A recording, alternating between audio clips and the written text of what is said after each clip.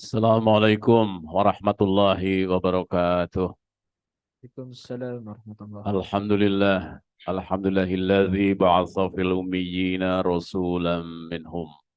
Yatlu alaihim ayatihi wa yuzakkihim wa yuallimuhumul kitab wal hikmah. Wa in kanu min qablu la fi dhalalim mubin. Asyhadu an la ilaha illallah wahdahu la syarika lah. Wa asyhadu anna Muhammadan abduhu wa rasuluh.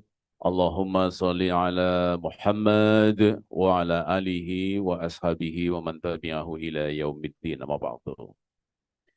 Alhamdulillah, pada pagi hari ini kita mengawali kajian Riyadus Shalihin di Masjid Al-Huriyah selaras dengan awal perkuliahan di Institut Pertanian Bogor. Semoga hadirin hadirat rahimakumullah dan juga saya diberi kekuatan oleh Allah SWT untuk bisa istiqomah mengkaji Riyadus Shalihin, kitab hadis yang sangat penting yang ditulis oleh Imam Nawawi. Hadirin hadirat rahimakumullah, saya akan mengawali kajian Riyadus Shalihin ini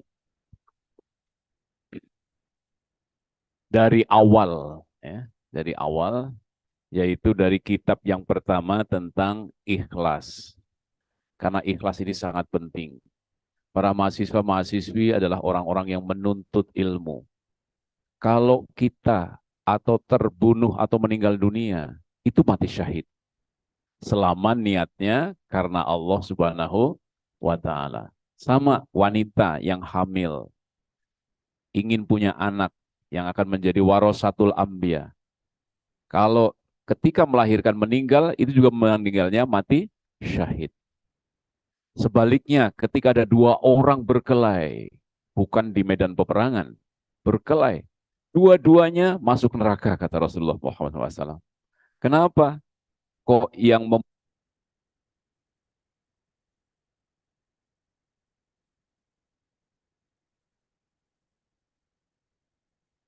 itu juga akan membunuh. Jadi dua-duanya akan masuk neraka.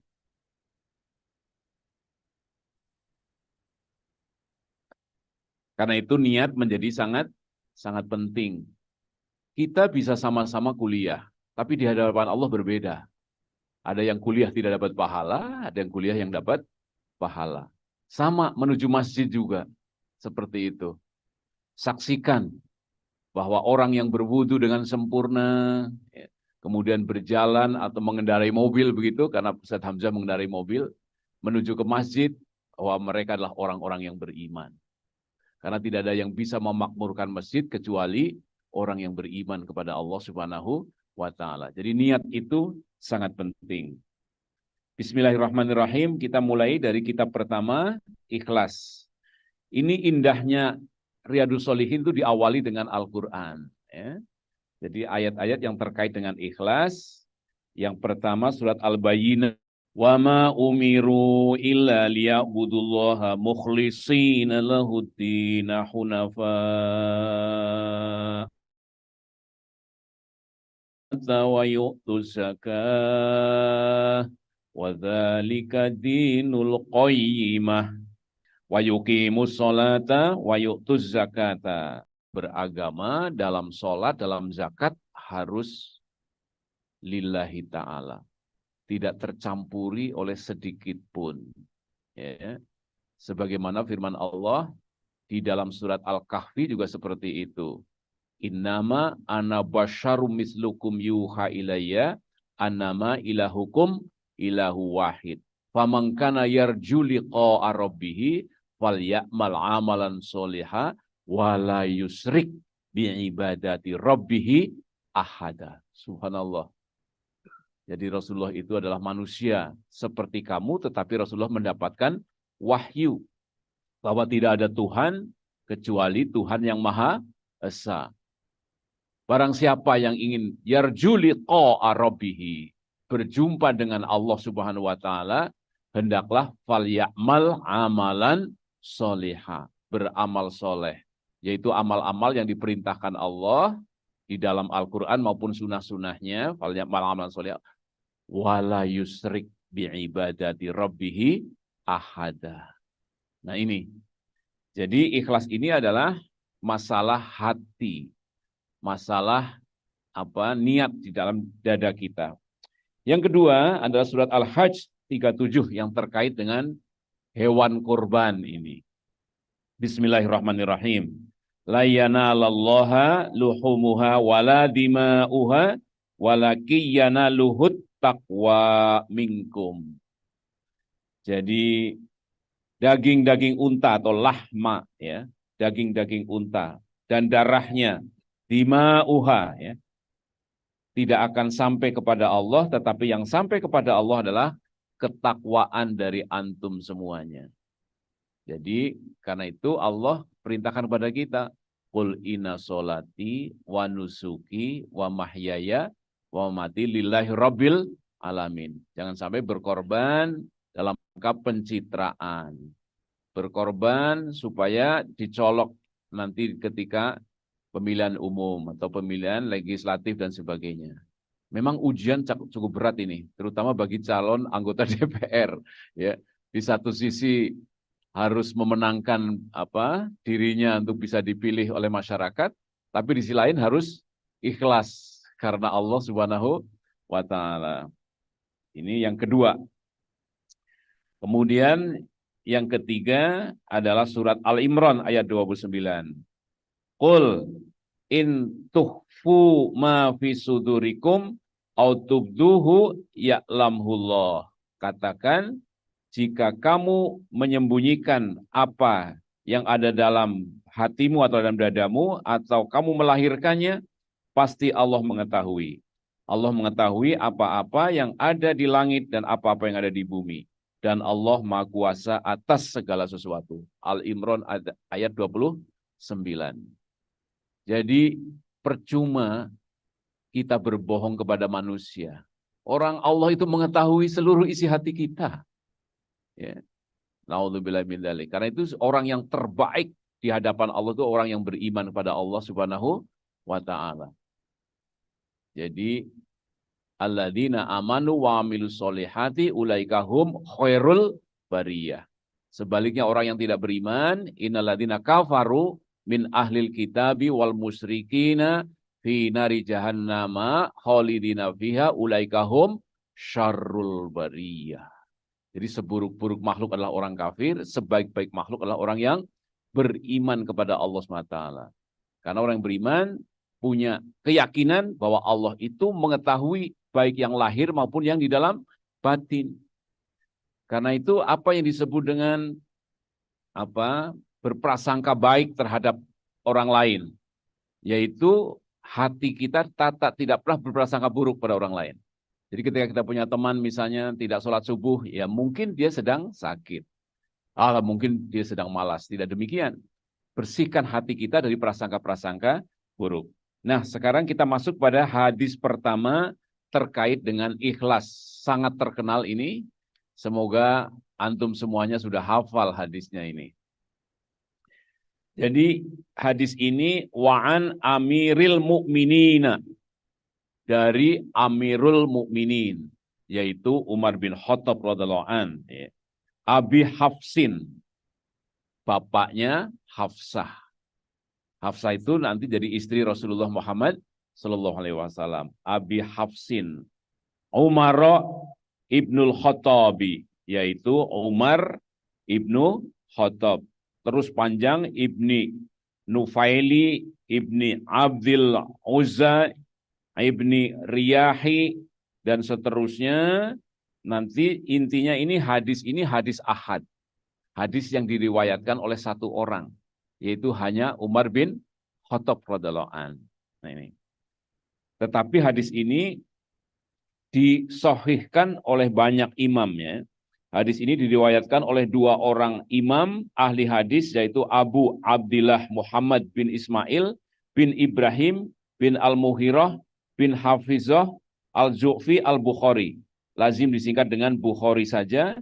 Dan Abdul Husain Muslim bin Al-Hajjaj bin Muslim Al-Kushairi An-Naisaburi, lazim disingkat dengan Muslim saja.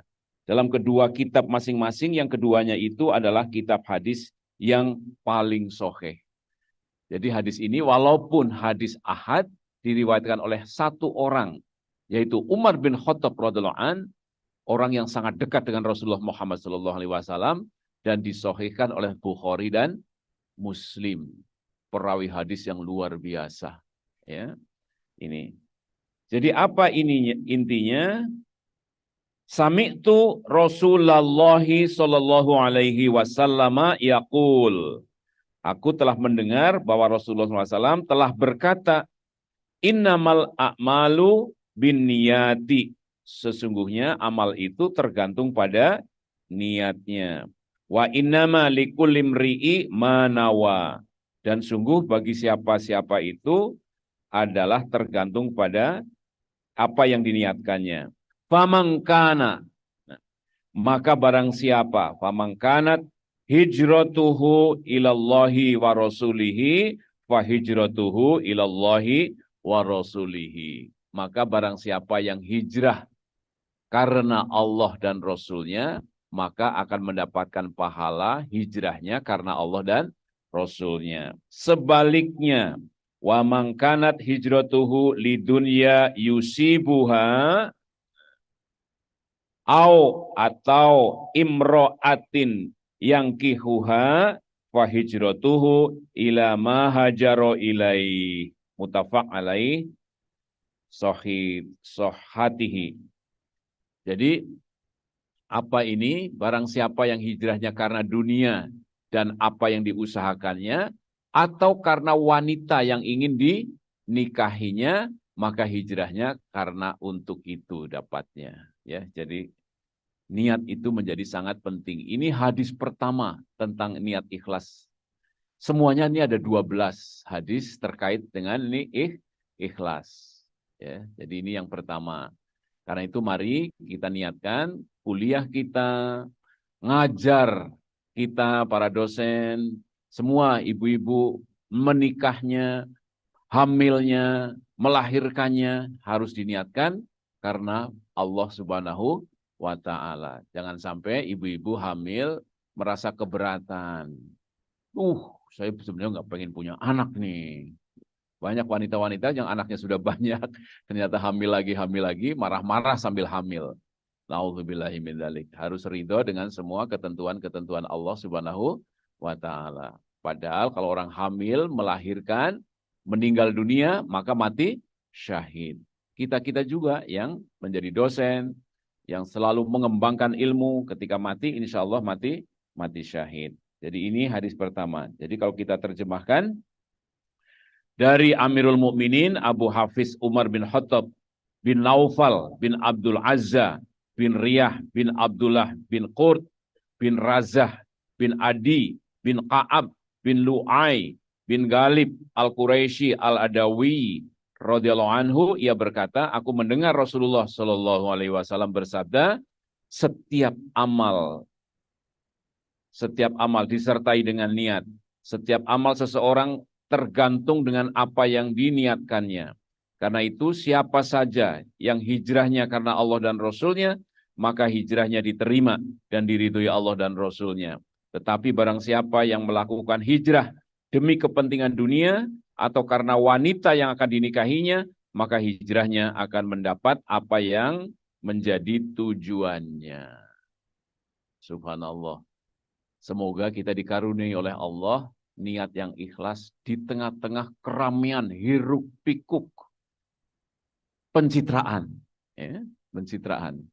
Dan semoga Allah karuniakan kepada kita, keluarga kita, sahabat-sahabat kita yang sedang berjuang untuk memenangkan dinul Islam, diniatkan dengan ikhlas. Hadis yang kedua, an Aisyah radhiyallahu anhu, dari Ummul Mukminin, yaitu Ummul Mukminin Ummu Abdillah Aisyah radhiyallahu anha. Ia berkata, Rasulullah SAW bersabda, nanti akan datang pasukan yang akan menyerang Ka'bah. Ketika mereka sampai di tanah lapang, maka mereka dibinasakan dari muka sampai yang paling belakang. Aisyah bertanya, wahai Rasulullah, bagaimana mereka dibinasakan? Dari depan sampai paling belakang. Padahal di antara mereka ada orang yang berbelanja, ada pula orang yang bukan dari golongan mereka. Rasulullah menjawab, mereka dibinasakan dari depan sampai yang paling akhir, kemudian mereka akan dibangkitkan sesuai dengan niatnya masing-masing. Ini yang kedua yang dibawakan oleh Aisyah radhiyallahu anha. Jadi an Aisyah radhiyallahu anha qala Rasulullah sallallahu alaihi wasallam yaghzu jaishu, ya, jaishu itu tentara, al-Ka'bati, ke dekat Ka'bah, fa idza kanu bibaida, ya, bibaida'a minal ardi yukhshafu bi awwalihim wa akhirihim. Qalat, berkatalah Aisyah, ya, qultu ya Rasulullah kaifa yukhshafu bi awwalihim wa akhirihim wa fihim aswaquhum wa man laisa minhum. Qala yukhshafu bi awwalihim wa akhirihim summa yub'asuna ala niyatihim. Jadi akan dibangkitkan tergantung. Jadi Allah bisa menghancurkan kita semua. Bisa dengan gempa. Bisa dengan apa? Bisa dengan penyakit. Bisa dengan kecelakaan lalu lintas. Kalau kita naik bis. Niatkan karena Allah. Mau kemana ini? Mau KKN. Mau kemana? Harus niatnya karena Allah. Karena ketika di dalam bis itu ada orang-orang yang jahil, kemudian Allah murka, kemudian jadilah kecelakaan, maka dalam bis itu mati semua. Subhanallah. Ya kan? Mati semua. Sama seperti pasukan yang tadi kan. Di situ ada orang yang berbelanja dan sebagainya, ada lagi lewat. Tapi dihancurkan dari awal sampai akhir. Ya. Karena itu kita diperintahkan oleh Allah SWT untuk apa? Untuk takutlah dengan orang-orang yang zalim di sekitarmu. Karena kalau ada orang-orang zalim di sekitar kita, kemudian Allah murka, kemudian ditimpakan musibah, kita kena juga. Ini. Ya, kita akan terkena, kita ikut mati. Tapi insya Allah ketika niatnya benar, bahwa kita akan menuntut ilmu, akan KKN yang akan berbuat baik kepada masyarakat, maka nanti akan dibangkitkan di akhirat sesuai dengan niatnya. Tuh, satu hadis lagi ya. Yang ketiga tetap dari Aisyah lagi, wa an Aisyah radhiyallahu anha qalat qala Nabiyyu sallallahu alaihi wasallam hijrata ba'dal fathi. Jadi tidak ada hijrah sesudah futuh Mekah. Walakin jihadu wan niyatu wa idas tungfir sum fangfiru, muttafaq alaih. Nabi SAW bersabda dari Aisyah, tidak ada hijrah lagi setelah dibukanya atau setelah futuh kota Mekah. Namun yang ada adalah jihad dan niat untuk selalu berbuat baik. Oleh karena itu, jika kalian dipanggil untuk berjuang, maka berangkatlah. Hadis riwayat Bukhari dan Muslim. Maknanya, tidak ada hijrah dari Mekah karena Mekah sudah menjadi wilayah Islam. Ini. Jadi setelah futuh Mekah tidak ada hijrah makaniyah dari Mekah ke tempat lain. Tetapi perintahnya untuk jihad fisabilillah. Kita diperintahkan oleh Allah, ada janji dari Allah dalam surat Taubat, At-Taubat ayat ke-111. Innallaha ashtara minal mu'minina anfusahum wa anwalahum bi anna lahumul jannah. Yuqatiluna fi sabilillah fayaqtuluna wa yuqtalun wa'dan alaihi haqqan fit taurati wal injili wal qur'an wa man awfa bi ahdihi minallah wa abshiru bi bai'ikumul ladzi bay'atum bih wa dzalika huwal fawzul azim. Siapakah itu orang yang akan dibeli oleh Allah jiwa dan hartanya? Ini diawali dengan jiwa ternyata. Karena di ayat yang lain diawali dengan harta. Tapi untuk ayat ini, At-Taubah ayat 111, Innallaha ashtara minal mu'minina anfusahum. Karena itu niat menjadi sangat penting. Kenapa saya ingin membacakan ayat ini? Ternyata orang-orang ini adalah orang-orang yang at-taibun, orang yang mau bertaubat. Ada 9 poin di ayat 112-nya.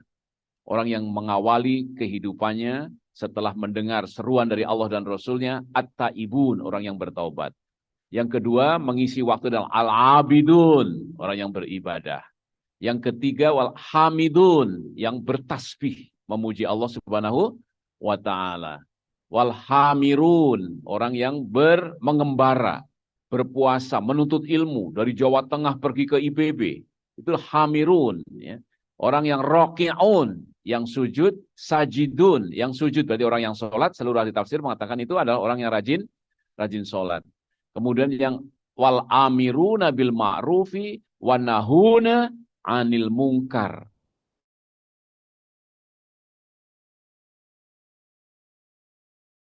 Hududillah, dan orang yang menjaga hukum-hukum Allah. Wa basyiril mu'minin. Terkait ayat ini, Ibnu Abbas mengatakan, barang siapa yang mati di salah satu dari 9 itu, maka dia mati syahid. Jadi orang yang sedang menuju masjid pengajian ingin bertaubat. Dari tadinya bermaksiat akan meninggalkan kemaksiatan. Ya. Orang-orang yang beribadah, mati di jalan menuju tempat ibadah. Ya. Orang-orang yang sedang bertasbih, di malam hari tiba-tiba ada gempa. Insya Allah mati. 9 itu Ibnu Abbas mengatakan, siapa yang mati dalam keadaan taubat, dalam keadaan ibadah, dalam keadaan bertasbih, dalam keadaan mengembara, menuntut ilmu atau berpuasa, atau di dalam, ya pergi jauh untuk perintah Allah SWT. Orang yang sedang sholat, ya, kemudian orang yang amar ma'ruf, nahi mungkar, dan yang menjaga hukum-hukum Allah. Mencari rizki yang halal. Kemudian mati, maka perlihatkan, bahkan digambarkan seperti burung yang berterbangan di dalam taman-taman surga. Demikian, 3 hadis terlebih dahulu untuk pertemuan pertama. Silakan apabila ada pertanyaan-pertanyaan dari antum semuanya. Wassalamualaikum warahmatullahi wabarakatuh.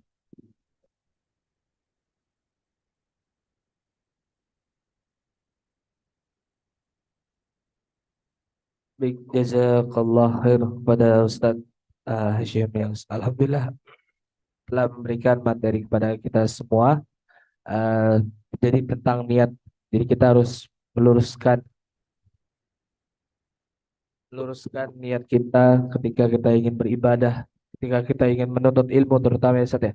Apalagi kita kan selaku mahasiswa, kita ingin menuntut ilmu, belajar, kuliah, niatkanlah kepada Allah Subhanahu wa taala.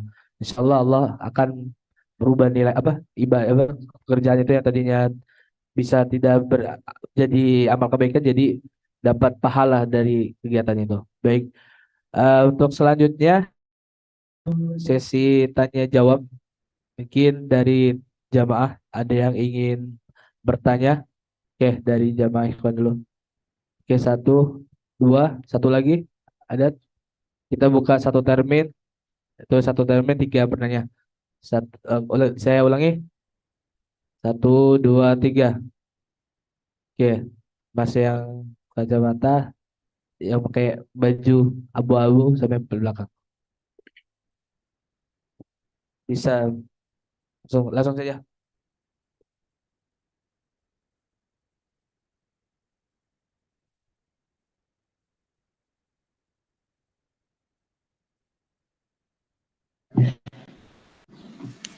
Kedengaran. Angkatan berapa? Angkatan 60. 60, Masya Allah. Saya dari angkatan 60. Jadi poin utama dari pertanyaan saya adalah bagaimana cara meluruskan kembali niat yang awalnya itu dalam melakukan sebuah hal kita seorang berdasarkan keduniawian atau hal-hal duniawi. Bagaimana agar memantapkan hati ini agar saya melakukan hal ini tuh sebenarnya harus karena Allah Ta'ala begitu. Bagaimana Ustadz agar bisa meluruskan kembali niat yang sebelumnya kurang benar menjadi lebih lurus dan lebih benar. Begitu Ustadz, mohon penjelasannya. Terima kasih. Oke, baik. Ditepung dulu. Tepung dulu, oke. Baik, syukuran. Untuk selanjutnya.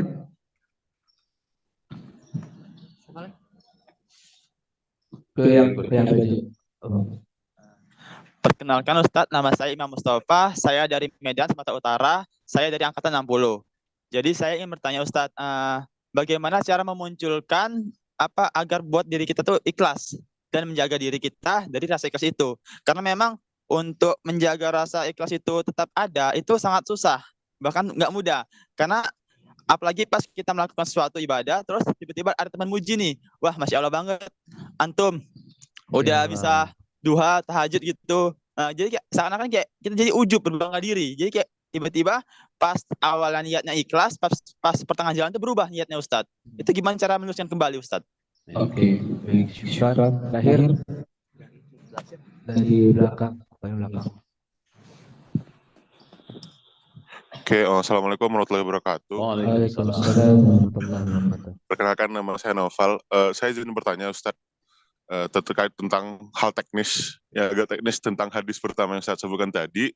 Tadi Ustadz menyebutkan kalau hadis tersebut hanya diberikan oleh satu orang, Umar bin Khattab, tapi disahihkan oleh dua periwayat hadis. Saya penasaran, apakah itu berarti dua periwayat hadis tersebut, Imam Bukhari dan temannya itu mendengar langsung dari Umar bin Khattab, atau mendengar dari orang lain yang mendengar dari Umar bin Khattab? Mungkin agak teknis, tapi terima kasih Ustaz. Oke, baik.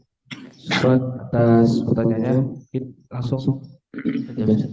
Ya, pertanyaan pertama sekarang bagaimana? Pertama dan kedua hampir sama ya. Iya. Bagaimana meluruskan niat kita agar semata-mata karena Allah Subhanahu wa taala. Ketika sholat, ketika zakat, ketika kuliah ya, supaya kita semata-mata karena Allah Subhanahu wa taala. Jadi yang harus kita sadari dalam kehidupan ini ada dua godaan. Yang pertama godaan dunia. Ya, ini mempengaruhi niat nih. Ini semangat banget karena apa? Ada honornya. Dunia. Ya kan? Yang kedua, godaan setan. Setan. Tersebut dalam surat Luqman bagian akhir. Ya, ya ayyuhalladzina kafaru. Ya. Taqullah, taqurrabbakum. Ya ayyuhan nas, bukan taqurrabbakum. Ya ayyuhan nasu taqurrabbakum wahsyau yauman la yajzi walidun awwaladi. Wala mauludun huwa jazin awwalidihi syai'a. Inna wa'dallahi haqq. Fala tahuranakumul hayatu dunya. Wala yahuranakum billahil hurur.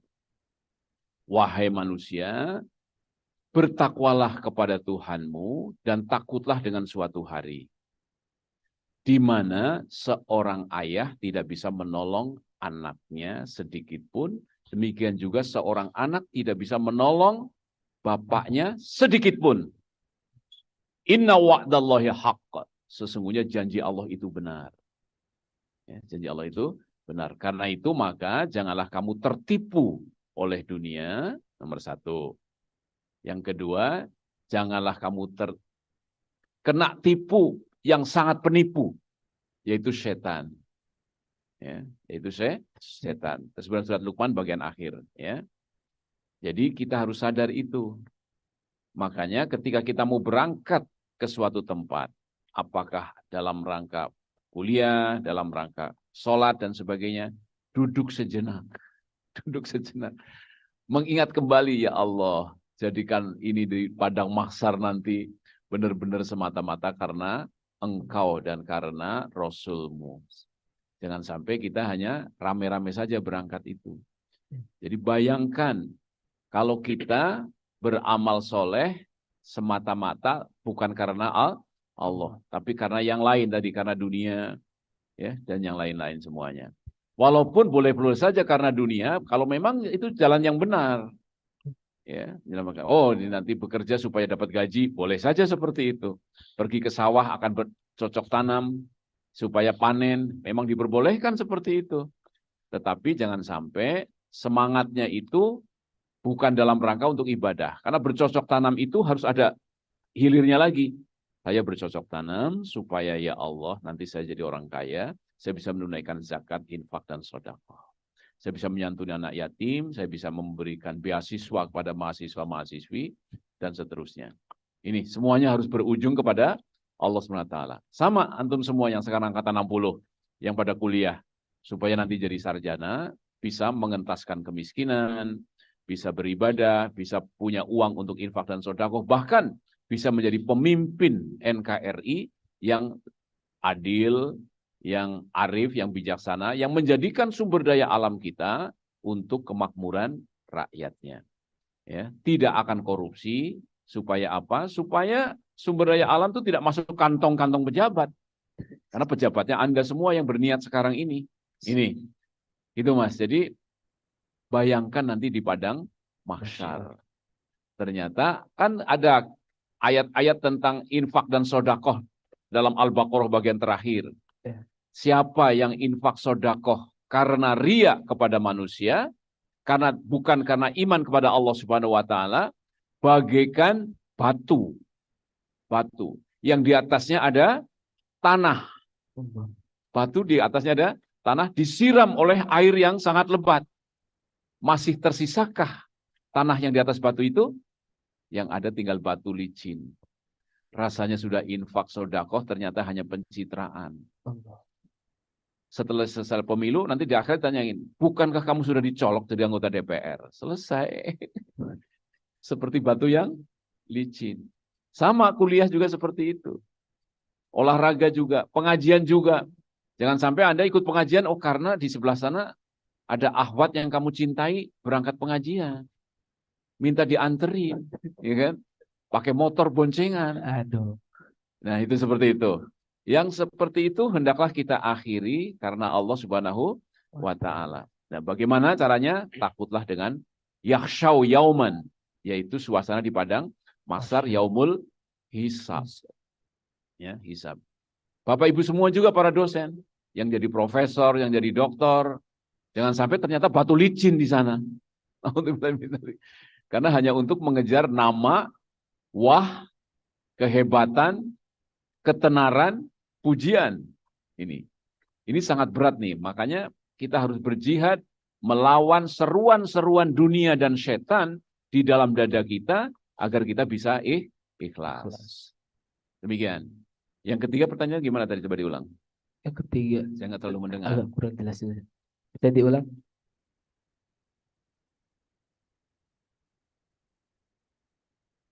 Mungkin maju ke depannya.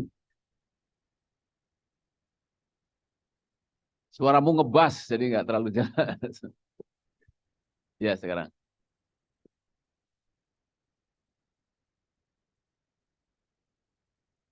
Umar bin Khattab. Jadi, imamnya kan Imam Bukhari dan Muslim. Itu bukan generasi Rasulullah Muhammad SAW. Setelah sekian lama. Ya. Mungkin satu penanya aja lagi dari akhwatnya, ada yang mau bertanya? Silahkan para akhwat. Ada. Yang paling depan, Ibu Hasim itu. Ada? Belum. Atau tidak? Cukup? Tidak ada.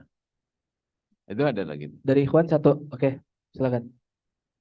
Assalamualaikum warahmatullahi wabarakatuh. Waalaikumsalam. Perkenalkan, nama saya Haji Ihsan Jamil dari angkatan 60. Izin bertanya, apakah ada doa khusus yang diajarkan Rasulullah SAW agar hati kita selalu terjaga dalam meluruskan niat? Terima kasih. Assalamualaikum warahmatullahi wabarakatuh. Apakah ada doa khusus? Doa khususnya sangat terkenal. Ya muqallibal qulub, sabit qalbi ala dinik. Itu doanya. Wahai yang membolak-balikan hati, balikan hatiku ke dalam agamamu. Terkenal tuh Mas. Jadi doa kepada Allah supaya hati kita itu selalu ikhlas, selalu ridho dengan perintah-perintah Allah, tidak terganggu oleh seruan-seruan dunia maupun seruan-seruan setan. Karena setan itu bisa membalikan suasana. Ya. Mau ngaji, mau ngabuburit, bisa salah niatnya itu. Iya. Ya, karena ada juga yang ngabuburit ternyata ada yang dituju di sana nanti. Janjian, ya, udah ketemu di sana. Ya. Yang ngaji demikian juga. Tapi kalau ngabuburit itu pantas lah. Tapi kalau ngaji, benar-benar itu setan luar biasa. Sampai semangatnya ngaji karena seseorang. Semangatnya praktikum juga karena seseorang. Bahkan dalam membagi grup-grup praktikum, saya maunya dengan si dia, satu grupnya. Di situ. Ini sangat penting ya. Para dosen juga demikian. Ketika kita turun dari khotbah misalnya, nah waspada, setan itu menempel di orang-orang. Wah, luar biasa, khotbahnya bagus banget. Ya, bisa mengalihkan niat juga seperti itu. Insyaallah. Jadi semua kita akan diserang oleh dua ujian, yaitu harta dan setan. Harta misalnya, kita para penceramah, saya mau ceramah nih, kalau di masjid yang amplopnya tebal, nah gitu. Begitu amplopnya tipis, dikalahkan, ya kan? Nah di situ, ya tidak mau berangkat. Jadi semua kita, bukan hanya para mahasiswa-mahasiswi angkatan 60, para dosen, para ustadz, para khotib, semua hatinya akan mendapat serangan. Ya. Jadi kalau ada apa nih? Wah ini acara apa nih? Al-Huriyah isinya mahasiswa. Kira-kira amplopnya cuma kecil, harus pagi hari lagi berangkat, ya kan? Waduh. Nah ini, itu setan pagi hari pun sudah menyusup. Berangkat, tidak berangkat, tidak berangkat. Alhamdulillah min dzalik, ya. Nah, jadi walaupun acara mahasiswa, ketika kita niatkan karena Allah Subhanahu wa taala, insya Allah Allah itu maha kaya, maha terpuji. Nah, ini untuk menanamkan keyakinan itu, maka doalah, ya muqallibal qulub, tsabbit qalbi ala dinik. Wahai yang membolak-balikan hati, balikkanlah hatiku untuk agamamu, untuk ikhlas karenamu, untuk ibadah semata-mata karenamu. Dalam infak sodako, subhanallah. Makanya ada satu kisah yang luar biasa, selain doa itu, yaitu kisah, nanti kita akan sampai kepada kisah di mana 3 orang yang bepergian, kemudian masuk dalam gua, kemudian tertutup oleh batu. Nah, kita sekarang udah bisa mengevaluasi sebenarnya. Ada nggak amal-amalan kita sudah seumur sekarang ini yang semata-mata karena Allah Subhanahu wa taala. Ya kan? Semata-mata karena Allah Subhanahu wa taala. Misalnya melihat teman kita tidak punya uang, kita sampai mengorbankan uang kita untuk dia. Nah, itu bisa membuat batu bergeser. Ada orang yang sangat hormat kepada ibunya, pada ibunya. Ya. Dia tidak mau memberikan makanan kecuali ibunya terlebih dahulu yang mau makan. Anaknya sampai nangis, dia pulang larut malam, ya, kemudian tertidur, nunggu ibunya sudah tidur supaya bangun lagi, nanti akan minum air susu untuk ibunya. Ternyata itu dikerjakan semata-mata karena Allah. Nah ini. Kemudian ada juga kisah Ali radhiyallahu an. Ternyata tetangganya, yaitu nenek-nenek janda yang jompo, setiap pagi membuka pintunya, ada belanjaan yang digantung. Subhanallah. Karena itu orang-orang yang beriman itu infak lailan wa nahara, malam dan siang. Ali sebelum subuh ternyata sudah belanja, sudah gantung di rumah nenek jompo. Tidak seorang pun tahu. Nenek itu baru tahu ketika innalillahi wa inna ilaihi rajiun, Ali radhiyallahu anhu sudah meninggal. Kok sekarang nggak ada lagi belanjaan yang gantung di depan pintunya? Berarti yang gantungkan ini adalah Ali radhiyallahu anhu. Ini. Jadi niat yang ikhlas ini, bahkan Ali itu bisa sodakoh, bisa infak, tidak diketahui oleh orang lain. Nanti kita akan lanjutkan pada pekan depan, kisah-kisah tentang hadis-hadis yang berikutnya. Tentang orang yang berkelahi, dua-duanya masuk neraka, kemudian orang yang masuk gua, bisa ditawasulkan amal-amal soleh yang ikhlasnya itu, sampai bisa membuka batu. Nah, mari kita berlomba-lomba untuk bisa punya amal dan berdoa kepada Allah.